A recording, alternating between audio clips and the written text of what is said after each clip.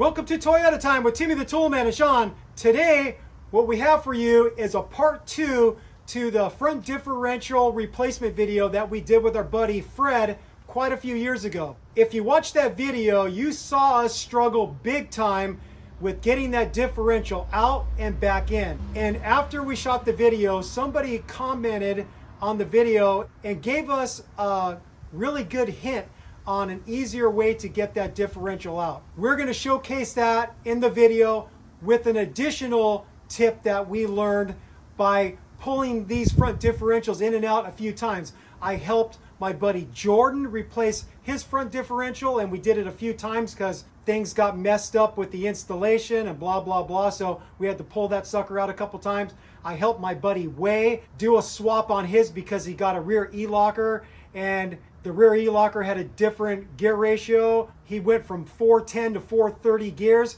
so we had to replace the front. So I got some more experience now replacing these front differentials, and we're going to be able to show you those easier techniques in this video. So for whatever reason you needed to pull that front differential out, whether it was there was some type of failure and you had to get it repaired, or maybe like me, you decided to do a re-gear and get a locker installed, this video is going to be a nice addition to that first video, because with these extra tips, it's going to make it much easier for you to remove the differential and get it back in. So that's the primary reason why we wanted to add a part 2 to this, to make your life much easier messing with that very heavy differential, so you don't have to bench press it multiple times and curse like a sailor. If you do everything we tell you in this video, you're going to be able to just lift that thing up once, it plops out, and then the same way going back in. You're going to be able to lift it up, slide it over the cross member, drop that rear stud mount into the cross member, get that hex bolt started, and then you're done with the struggle. Then the rest of it goes much easier. I just got my differentials back from East Coast Gear Supply. If you watch those videos of us rebuilding and re-gearing and with an additional locker install in the front differential, then you know what I'm talking about. We're going to show you getting the differential tube back connected to the differential case, because I did it a little bit differently than we did it in that first video with Fred. I should have watched that video to see how we did it a few years ago, but I was following the instructions in the factory service manual, and I did it a little bit differently this time, disassembling more things like taking the actuator out, separating the differential tube from the clutch case. So we're going to go over all of that in case you did the same thing as I did. So without further ado, let's get started with this video. If you ordered a differential from East Coast Gear Supply and you didn't actually send them your differential to be rebuilt, you just bought one of their pre-assembled units, when you get it, this intermediate shaft number 1 isn't going to be installed in the differential. If you watched our front differential replacement video, you saw Fred and I really struggle to get this intermediate shaft out. We tried the pry bar technique, it didn't work. We tried to get some puller arms in here, but the puller arms are too big to fit in here. So I gave up and I took all the bolts that hold the casing together, I cracked it open, and then I knocked the shaft out from the inside out. If you look at the tech articles on East Coast Gear Supply's website, they show 2 techniques to getting this out. One of them is the one we tried with a couple pry bars, but when Fred and I were prying on it, we felt like we were using so much force that we would end up breaking something. We would chip one of the teeth or we damage the casing, so we gave up on that. Another technique that East Coast Gear Supply talks about is knocking this shaft out from the driver's side with a punch. You would flip it this way and you would come in with a punch and knock it out from this side. With this Eaton e-locker, it's got some pins in there which wouldn't allow you to do that. So I'm pretty confident a stock differential isn't going to have those pins in the way, and you could get in there with a punch, but I can't honestly remember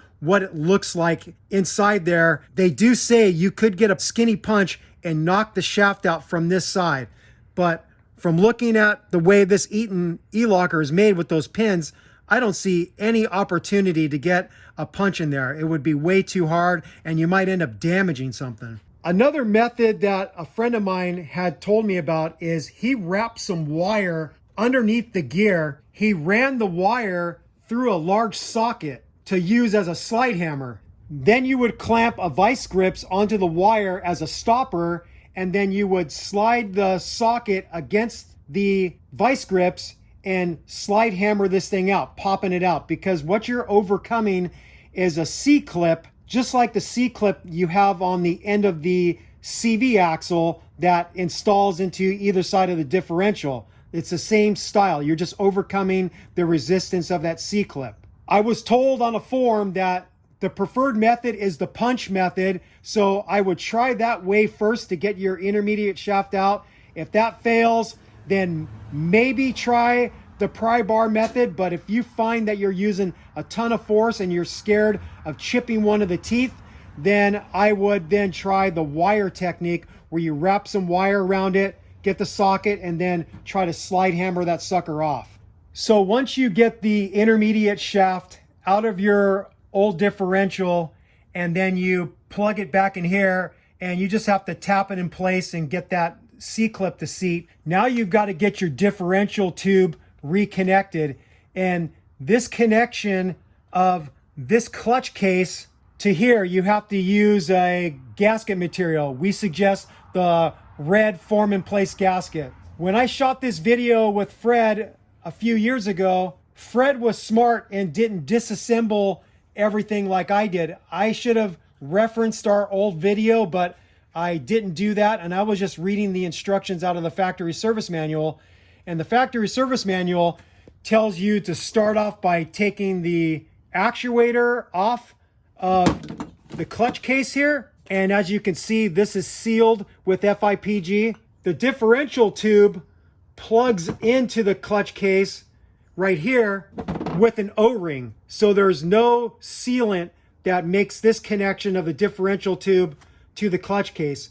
You just want to make sure that this O-ring is intact. And I do have a part number for this. If you did disconnect this like I did and you found that the O-ring was compromised. We'll put this O-ring part number in the video description in case you need it. I don't suggest that you do it the way I did it because it's not necessary. I could have kept the clutch case connected to the differential tube, and I could have kept the actuator connected also. So I created some extra work for myself. The only bonus to doing this is I get to see how everything works. This is the sleeve fork that interfaces with this locking sleeve. So the sleeve fork will move this inboard towards the differential and it will engage with this intermediate shaft, and then you will be in four-wheel drive. And then when you take it out of four-wheel drive, the sleeve fork will pull the gear away from the intermediate shaft, taking you out of four-wheel drive. So that's how this works. This was the bonus of me tearing this apart. You see how it actually works.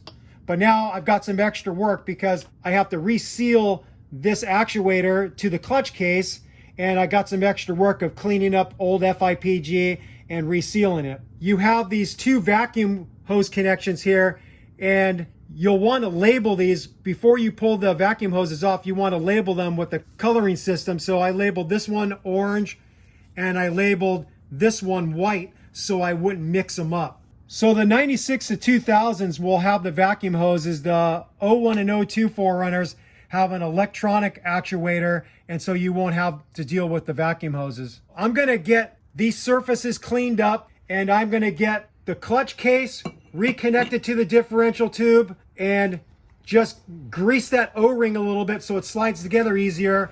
And then I'm going to get this actuator reconnected with some fresh FIPG, and I just have to be careful that I get this sleeve fork engaged with the sleeve so it will work when I go into four-wheel drive.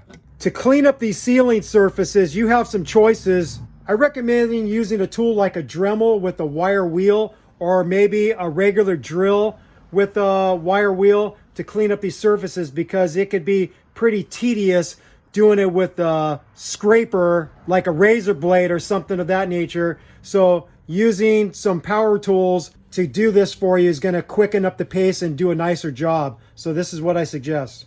So I got these surfaces all cleaned up. This surface of the differential tube and its opposing clutch case, you can clean them up like I did, but it's not that imperative. What you want to have clean is the inside of this, which is going to interface with this rubber O-ring. You want to get in here with some brake cleaner and clean this up really good. Make sure there's no debris on the O-ring and then reassemble. I'm going to use some grease to grease this up just to make sure that they go together nice and smooth and I don't hurt the O-ring when I assemble it.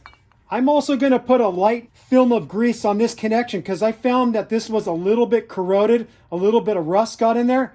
So I'm just going to smear a little bit of grease on this surface as an extra protectant. I'm also going to smear a little grease on the inside here where the O-ring interfaces with. So you have to look at the pattern so you can't mix it up. So it's going to have to go on like this. Stuck. Got to wiggle it on there. There we go. It's finally connected. I'm now ready to seal the actuator to the clutch case.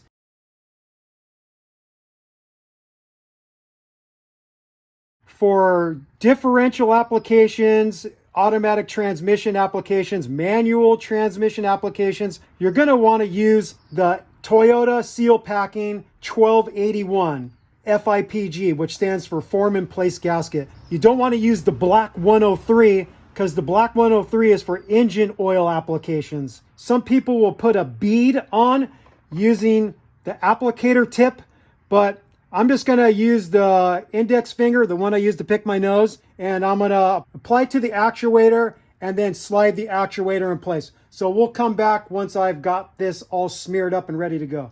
We dry test fitted this to see where the blocking sleeve needs to be, and what we determined is somewhere right around center. Even if you didn't have it perfect, as you slide the forks onto the sleeve, it will self-center. Just go in here, make sure that the sleeve fork is engaging properly with the sleeve, and then slide it home. Get the pins connected. So once the pins are aligned correctly, it's going to seat all the way down to the clutch case.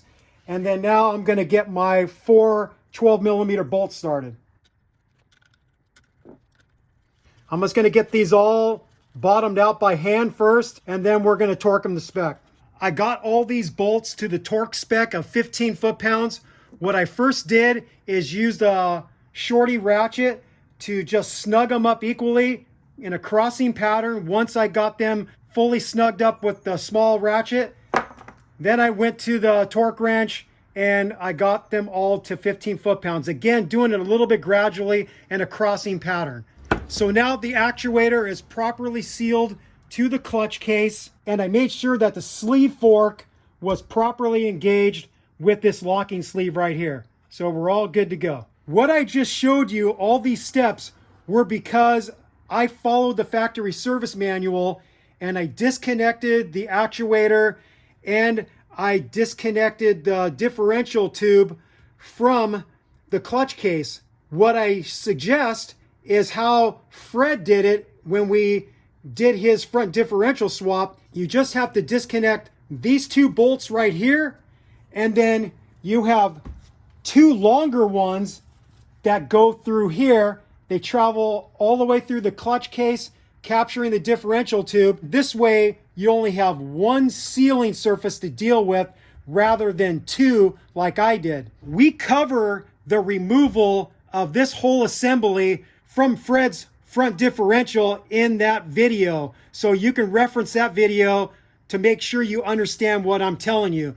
And you have to use those Torx sockets because these are Torx bolts. So watch the video if you're not understanding what I'm telling you, in case you watched this video first and didn't watch the first video. While you have your differential tube disconnected from the differential, this is the opportune time to replace this differential seal because it's just going to be that much easier. I've rolled the dice in previous jobs where I did a CV axle replacement for my buddy Ton with his GX470, and we rolled the dice and didn't replace these seals, just to find out that after we got the job done, he did discover that this seal was leaking, and then we had to do the job all over again, get the CV axle out and replace the seal. So I highly suggest you replace the seal, because if you did get your differential worked on by East Coast Gear Supply, they're going to install a brand new seal on the differential case on that driver's side. But because they don't have your differential tube, well, they can't replace this one for you, obviously. So I'm going to replace this one now. I have the differential tube secured in my bench vise. I'm going to use my slide hammer puller with 2 jaws. I'm going to get in here and capture the lip of the seal. Get it nice and tight. Okay, I think I got a good capture. And then I'm just going to slide hammer this sucker out. And you see, doing it this way, there's no way you're going to damage the surface where this seal seats into. Because if you used a hooked type of seal puller and you weren't careful and you drug the edge of the seal puller against this surface, well, then you might gouge it. Now that's a pathway for gear oil to get past this connection of the seal to the differential tube. So if you're going to use a hooked style seal puller, just be very careful to go in shallow, not so deep, and drag the tool across that surface. So here's the new seal, here's the old seal. They obviously changed the coloring. This had a gold color to it, and this one's all black. But what we're mainly looking for is the size correct? Yes, it looks like the size is correct. Hold them up side to side. It looks like it's the same width. I could put it up back to back like this, and you could see that they fit together perfectly. So this appears to be the correct seal. This sealing surface right here is rubberized. So some people might say, oh, it's good to smear a little bit of RTV or form in place gasket on the outer diameter of this and then insert the seal. But as long as the machine surface in the axle tube is not compromised because you drug a seal puller tool along it, and as long as you're using a brand new seal, this seal should make a leak-proof connection to this differential tube, no problem. So you just want to check this surface to make sure maybe a previous person didn't mess it up with the puller tool. And this feels really smooth to me, so I think I'm good to go. So what I'm going to do is just clean this up a little bit because I feel a little bit of grit in there, a little bit of dirt. And then I'm going to smear some grease on both the seal and on this surface in here, and then install the seal. For the installation of the seal, we have a really cool installation puck that we got from Joey, who runs the Wits company out of Medford, Oregon. It's a simple tool, but it's an awesome tool to be able to have an easier time installing these seals. So it will come with a small installation handle, but if you were doing this with the differential inside the rig, then he also makes this much longer one. It's like 18 inches long, to where you can get outside the lower control arm to where you can strike this with a firm amount of pressure with a hammer, as opposed to trying to use this one and you have a small throw between this installation tool and the inside of the lower control arm. So you can only do small strikes, and it's really awkward. So because we have the differential tube out, we're just going to use this small installation handle. So you slide it in, and then you get your bolt and secure it to the handle. And then you can see how it grabs this outer dust seal to where it doesn't fall off easily. It kind of grabs a hold of it. I'm going to use a little bit of grease to make it insert a little easier. I already smeared a little bit of grease on the inside of the differential tube, and I'm going to go ahead and smear a little bit on the seal itself.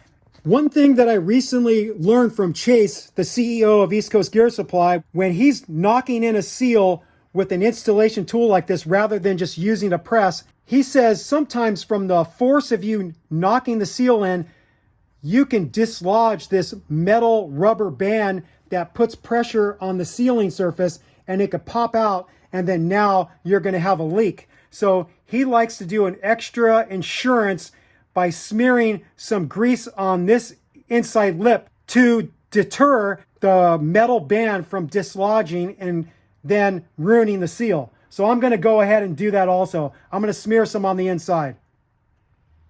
So I got the inside of the seal all greased up.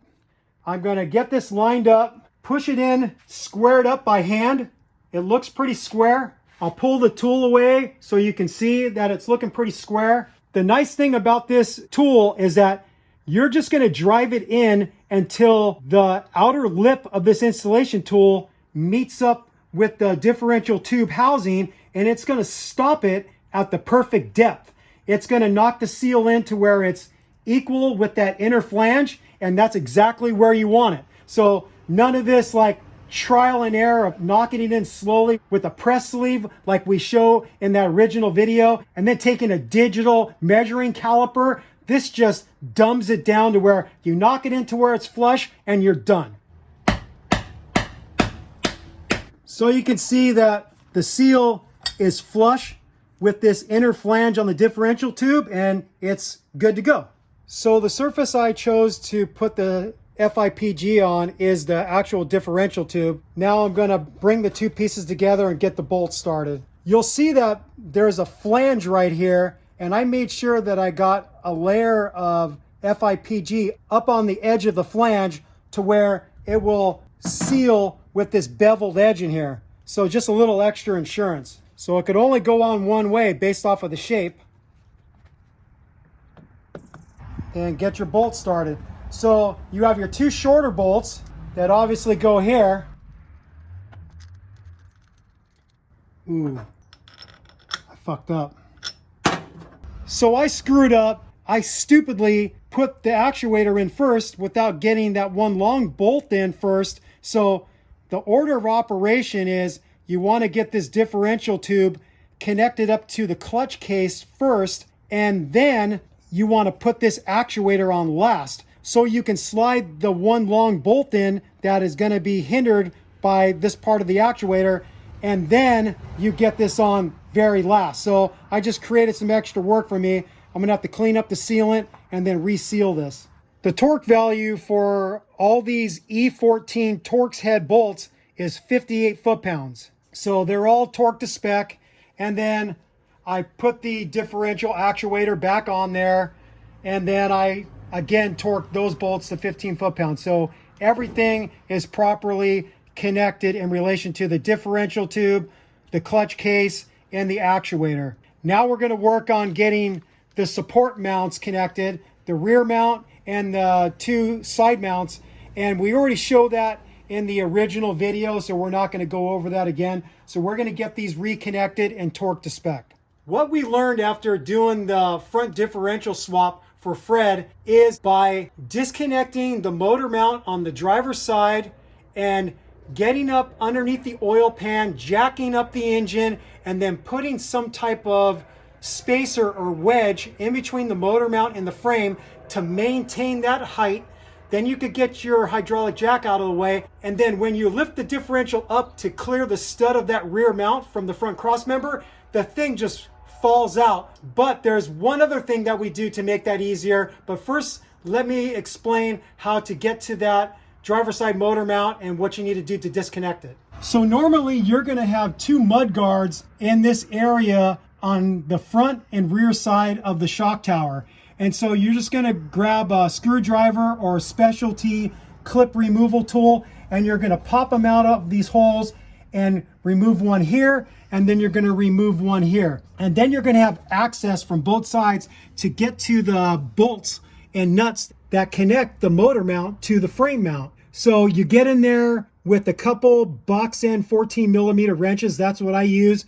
And you get those loose and out. If you wanted to see extra detail on how to disconnect the motor mount, you can reference the video above, our transmission and motor mount replacement video, and that will give you all the detail you need to be successful disconnecting that. And so now let's go underneath the vehicle and I'll show you where you would be jacking up underneath the oil pan.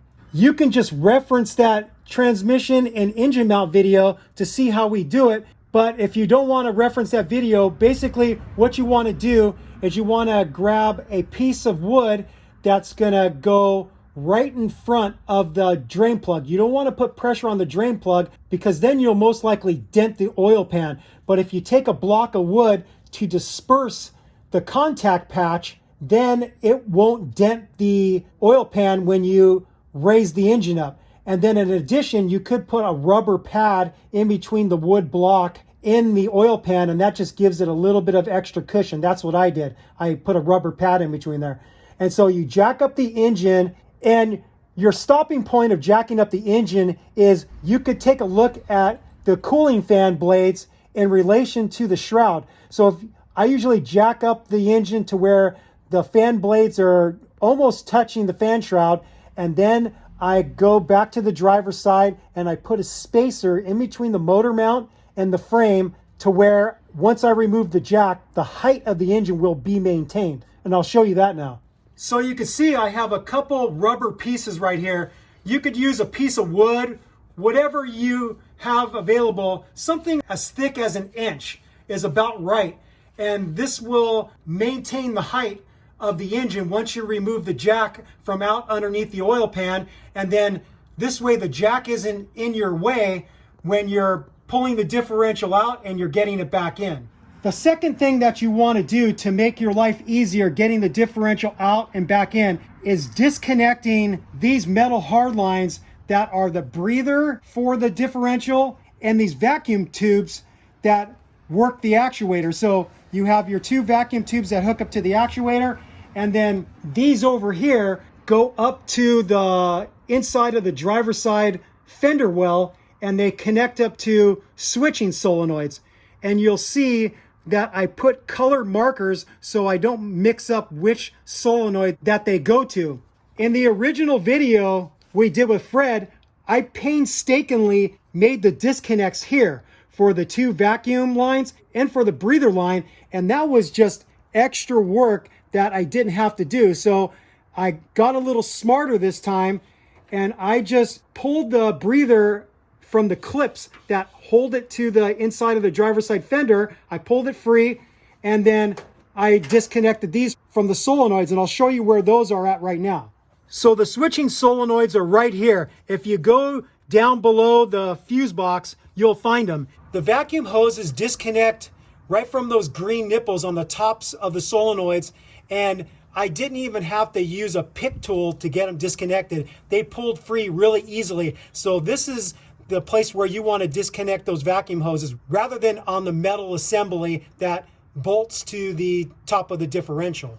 And like I said, I labeled them with colored pens so I couldn't connect the tubes up wrong. There's keepers that attach it to the frame, so you just have to pull the tubes out of those keepers, and then you can pull the tubes down towards the bottom. And right here is where those keepers are at. They attach right to the frame right here, and you just have to pull the vacuum hoses and the breather hose out of those clips. And then at the very top, this is the top clip for the breather, and the breather just sticks out right there. So once you have the breather hose disconnected and your vacuum hose is disconnected, the next thing you're going to want to do is you're going to want to disconnect the two 12mm bolts that secure this metal breather and vacuum line harness to the top of the differential. This one right here is easy to get to. If you have a long extension, you go right above the steering rack and that front cross member,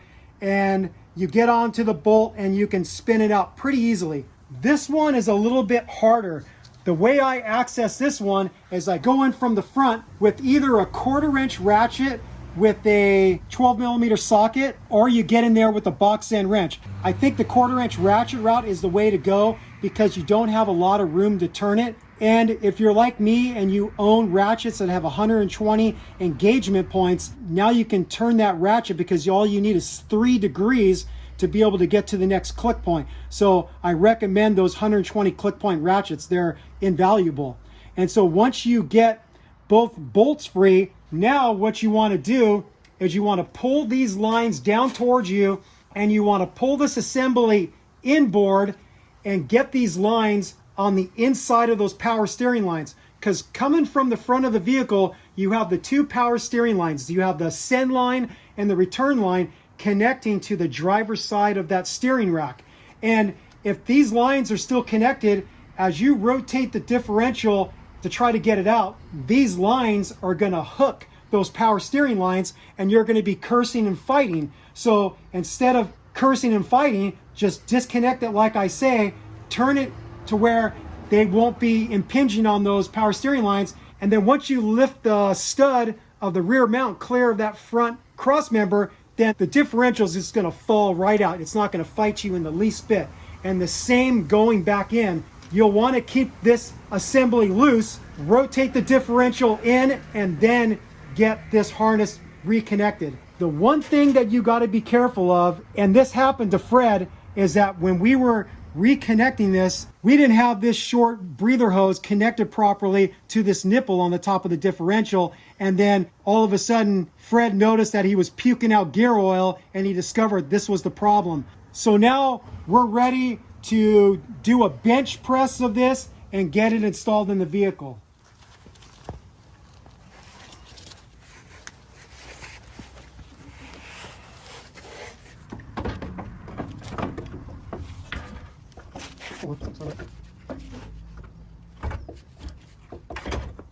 Hold it right there.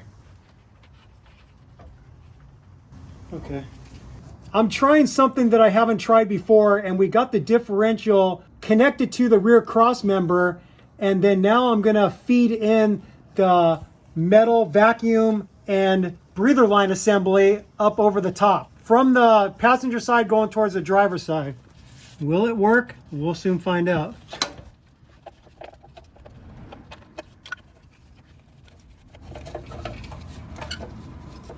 Seems like it's working okay.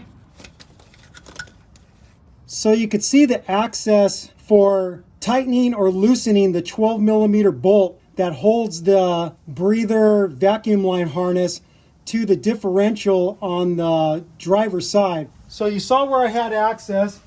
I think it's easier to come from the front and get your hand on the wrench. So you can see how the 1/4-inch ratchet being small and the extra click points is helping me, and I'm able to cinch this up. So now for the one on the passenger side, I'll show you that one. I'm going to use a long extension, go over the steering rack, and get to that one. So I have one long 1/4-inch extension, probably about a 10 to 12 incher, and then I have another one that's about 5 to 6 inches, joining those together with the 12mm socket. If you look in between the cross member and the steering rack, you could see the bolt. The best way to get at it is to go in between both of those vacuum lines that go to the actuator. So I'm going to slide this over the sway bar. I'm going to be looking right here. I could see that I'm on it, and then I'll be able to tighten it. And that's good and tight.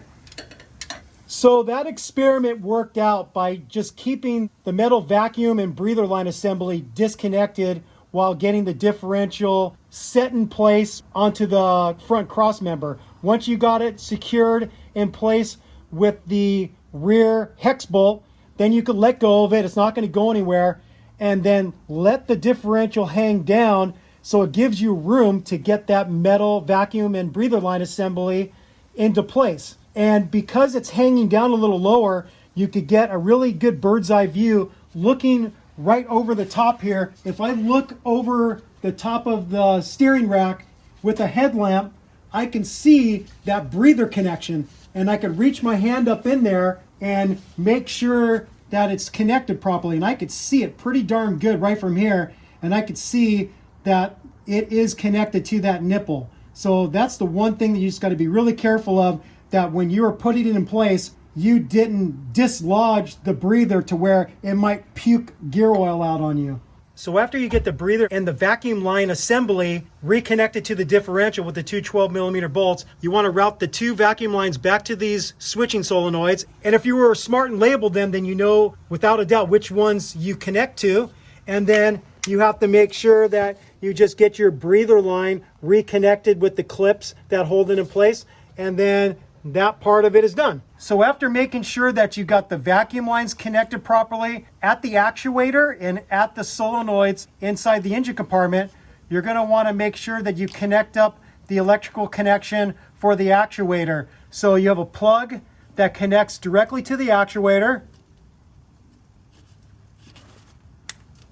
Push it on till it snaps. You have the one on the driver's side that you got to connect to. And the one on the driver's side is right here. So you just got to snap that in and connect it. And so now you have electrical communication from your engine wiring harness to the differential actuator. All right, we are all done with this video. We hope the tips that we gave you are going to make your removal and reinstallation of your front differential that much easier. Just like usual, I did mess up with the reassembly of the differential tube to the differential case. I shouldn't have got that actuator in first before getting that one long bolt in. So brain fart on my part, but hopefully you're not going to make the same mistake that I did if you happen to disassemble that differential tube assembly as much as I did. Ideally, you don't disassemble it that much, and you do it just like we show in part 1 where we did the job with Fred. So do it like that, unless you have some reason to disconnect that actuator because maybe it's not working properly, then maybe you had to. But for all intensive purposes, don't disconnect that actuator and disassemble the clutch case from the differential tube like we did, because it wasn't necessary. So the main takeaways from this video are: disconnect the driver's side motor mount, jack up the engine, put a spacer between the motor mount and the frame to maintain that height, get the jack out of your way. Also disconnect the metal vacuum and breather line assembly from the top of the differential so you can orient that assembly to get it away from the power steering lines, so when you bench press that differential, it's just going to fall right out for you. And then going back in, it seemed to work pretty well to not connect up that breather and vacuum line assembly to the differential at first. Get the differential lifted into place, secured with that hex nut, and then work that metal line assembly up above the top, and then get it all situated and get those bolts started, vacuum lines connected, breather line connected, and your electrical connectors connected. And then you're all good to go. All right, I blah-blahed quite a bit. We hope you liked the video. We hope it helped you with your front differential swap. With all that said, we thank you for watching Toyota Time with Timmy the Toolman and Sean. Thank you for watching. Thank you for subscribing. If you haven't subscribed, please do. Hit that subscribe button and hit that notification bell. Peace out. Happy wrenching. Bye-bye.